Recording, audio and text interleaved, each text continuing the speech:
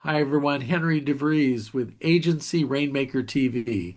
This is where we help agency owners make it rain to find right fit prospects. It's all about getting right fit prospects in the pipeline. And very pleased today to have a marketing agency owner with us, Reed Hansen. Reed, why don't you introduce yourself? Absolutely.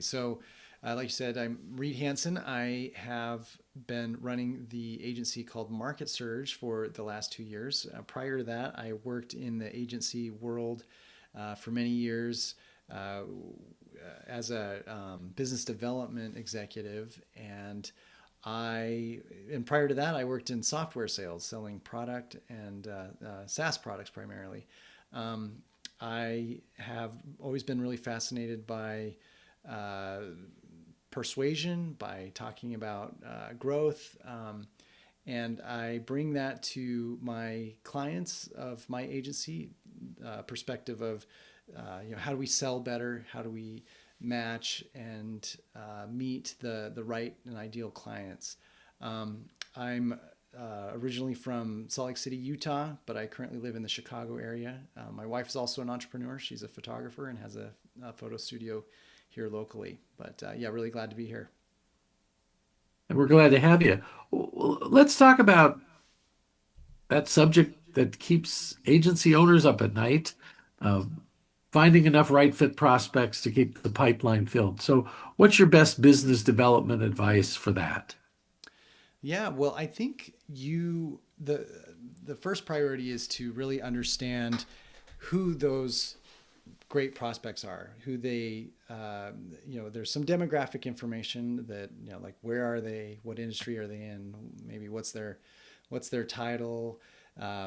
That's pretty obvious, but I think it's best to be able to get into their mindset and understand how they think, what are their desires even outside of work. Are they focused on freedom? Are they passionate? They want to do more. They want to spend more of their leisure time working. Do they have hobbies, or are they trying to exit out of a business with with a success? Now, I'll say, for example, I was able to really hone in on an ideal client. We have a lot of photography studio clients, and it really helped to be married to a photographer. I am not a creative by any means, but I live with a photographer, and I feel like I live and breathe that. Uh, Everything that she's thinking, her approach to work, and how she communicates with her clients, what she wants to get out of the business. That has been really valuable in helping to market our agency to other photographers and to really fill their needs and build on that experience and that perspective. Rita, I always advise our clients to really understand their niche, but you're the first person I know who married into it just to fully understand it. And some this is an example of, this wasn't necessarily by design. Of course, I've been married to my wife for about 20 years, coming up July, but she wasn't a photographer when I met her, and um, I, um, I feel like I've benefited from seeing her journey. I mean, she at about 5 years into our marriage, she decided she wanted to be an entrepreneur and she was going to learn the skill of photography. So I actually got to witness her building up her expertise and apprenticing with several other photographers, and then going off on her own. So, um, you know, I think that getting in the mind of the ideal client, uh, like, it was a great opportunity for me to be so close to my wife and see that experience. But I think we should try to kind of live in the heads of our ideal clients. Like, if we could find a way to um, immerse ourselves in their communities, or the blogs they read, the books they read, the podcasts they listen to, hear how they sound, how they joke, how do they the comments they make, the general opinions they have, is is really valuable. And it's been, um, as I've tried to go to other industries, it's obviously hard to get as immersed as I am being married to a photographer, but I try to take that approach. I try to be where they are, and in many cases it's online, but in some cases it's like I try to shop where they shop, or visit them in person, spend time. So say I'm working with somebody in logistics, spend time at their office, and understand their their daily schedule. Starts early, and it's frantic at parts of the day, and the pace that they are able to respond to certain requests is different than other industries. So it's I think it's part of it is you've got to live it. Do some method acting. I think is maybe a way to think about it. Let's talk biz dev. You're a biz dev authority. So what's your best advice for business development? So, business development is obviously encompasses a lot of sales, but it does also include the aspects of growth within accounts, and so selling new products to existing clients, and or new services. So it's traditional sales, I think of as the activity of new client acquisition, or just new introductions. But business development is more of account-based selling or relationship selling, and it's highly dependent on trust between you and another account or another individual.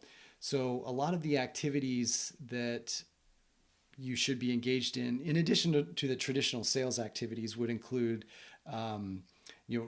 regular check-ins with where you're delivering value. You're delivering either updates on the industry, updates on your company's additional services or products, or reporting about the progress of the project, and also being extremely responsive to changes that the client is facing.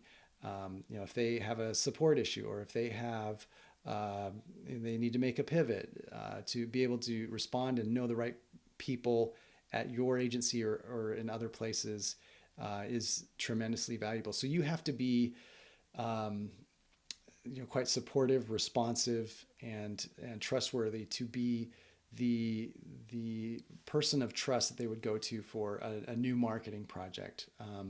And sometimes it's you're referring them to somebody else, or you're finding another vendor that could fill that need for them. Those kinds of actions go a long way.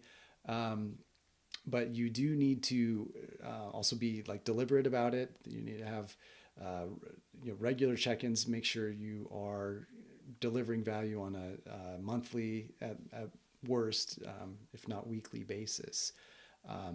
So the I'd say it's a combination of trust building exercises, education, and support to existing clients. And these activities are also pretty helpful with building trust in a potential new client. So if you have a target, you know your target audience, you can do the same things, educating them, helping them find other vendors, being a trusted advisor. As long as you're somebody that they can like and converse with, you can absolutely do that. I'll also add too, you need to create opportunities for yourself. You need to create content. You need to be at networking meetings where you're meeting people in person. And I think the activity of getting on podcasts or public speaking engagements are very valuable, and they really help grease the skids to make these kinds of relationships. I think it's very important, your ideas about growing existing business. I know when I was an account executive at my first marketing communications firm, I went to the president and I asked her to put me on every account. And she said, "What do you mean?" And I said, "Well, I'd like to go with the other AEs and just attend a meeting for every account." She says, "What are you going to do?" I said, I'm going to ask them a question. Do they have any problems? She says, well, when they tell you their problem, what are you going to do? I'm going to say, oh, we have a solution for that. Can I come back next week and present it? She goes, so you come back? I go, well, I have a week to come up with a solution. And that's how we grew the agency from Fantastic. from 5 million to 10 million. So a lot of the opportunities are in your own backyard. There's a famous speech from over 100 years ago called Acres of Diamonds, and it's the different stories in the speech, but it's about all these people who overlooked these opportunities that were in their own backyard that would have made them $1 million, but they went searching for them. It's like you're chasing new business when you've got so much business. If you just really did what you said, really understand the people that you work with. Well, Reed, we're almost out of time. Is there anything else you wanted to add today? Well, I would say that there are a lot of things that you can do to create new relationships, new engagements. It's offer to help. When you are whenever you're able to deliver something that is very helpful to somebody else but doesn't cost you much, you should be trying to do that as much as possible. There's sometimes you have access to software or techniques or processes that that don't that don't cost you anything. This is some wisdom you could share, maybe, or maybe you have a unlimited access to some resource. And I'm being kind of vague because there's a lot of different things this could materialize into, but you can offer bits of this information, this wisdom, for free as an introduction, and these can turn into trust. They can turn into opportunities to have further conversations. But look for those opportunities that you have in your tool set, in your set of experiences, any resources you have at your business, and look to offer to help. That seems to turn into new relationships quite quickly. And relationships are the key. We have a saying in our business, Reed, that the more generous we are, the luckier we get. There you Well, go. thank you so much for spending time with us today. And until next time, make it rain.